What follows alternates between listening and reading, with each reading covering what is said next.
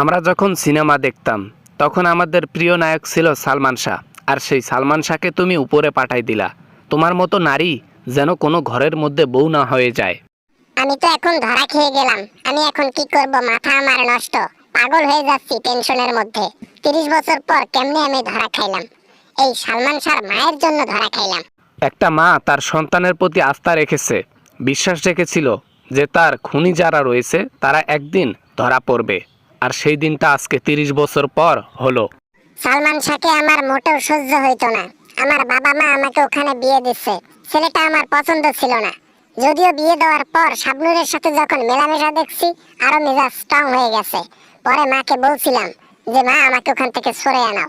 মা বলে না, সরে আনা যাবে না, ছেলে মালদার আছে। ব্যক্তিগতভাবে তুমি যদি সালমান শাহর যদি বউ হিসেবে নাই থাকো তাহলে তাকে বলে দিতা তার সাথে সংসার করবা না। তাহলে তাকে উপরে পাঠাই দিলা কেন সবাই মিলে? কেন কেন দিলা? সেইখান থেকে 12 লাখ টাকা যখন বেনিফিটের কথা শুনছি, তেমনি আর না করতে পারি নাই। তাই তাকে আমি প্ল্যান করে সিস্টেমে একবারে দিয়ে দিলাম। এখন বুঝে ঠেলা, পুলিশের মধ্যে গেছিস না, হাজতের মধ্যে গেছিস না। এখন তোর পেছন দিয়ে শুধু রাজহাঁসের ডিম, উট পাখির ডিম দেওয়া হবে।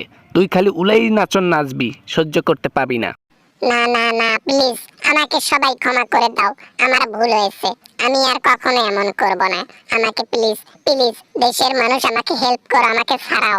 বাংলাদেশের প্রতিটা ঘরে ঘরে যেন তোমার মতো বউ আর কখনো না হয়। তোমার মতো বউ থাকার চেয়ে না থাকাই ভালো। দরকার পড়লে সন্তান বিয়ে দেব না, তাও তোমার মতো বউরে আমি নেব না।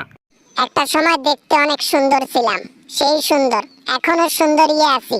আমার মেকআপের পিছনে লাখ লাখ টাকা যায়। সেই সুন্দর চেহারা জেলের মধ্যে নষ্ট হয়ে যাবে আমার। বাংলাদেশের মধ্যে শ্বশুর শাশুড়িদের বলতেছি, ছেলে মেয়েদের বাবা মায়ের বলতেছি, সুন্দর দেখে বিয়ে দেবেন তো মরছেন। সুন্দর দেখে কখনো মানুষকে জাজ করা যাবে না। মানুষকে সুন্দর দিক থেকে যদি জাজ করতে চান, তার মনটা ছুঁয়ে দেখুন। মন ভালো হইলে সে মানুষটাও অনেক সুন্দর হবে, নইলে সালমান শাহর বউয়ের মতন হয়ে যাবে। এখন আমার কি হবে? আমার ভুল হয়েছে। আমি জিন্দেগিতে ভাবতে পারি নাই 29 বছর পর এরকম করে ধরা খাবো। কেন যে এমনটা হলো? আসলে পাপ বাপকেও ছাড়ে না, তোমাকেও সেরকমটা ছাড়ে নাই। আজকে 29 বছর পর হলেও মিথ্যা দিয়ে যেটা ঢেকে রাখছিলা, সত্যটা বেরিয়ে এসেছে। সত্য কখনো চাপা থাকে না।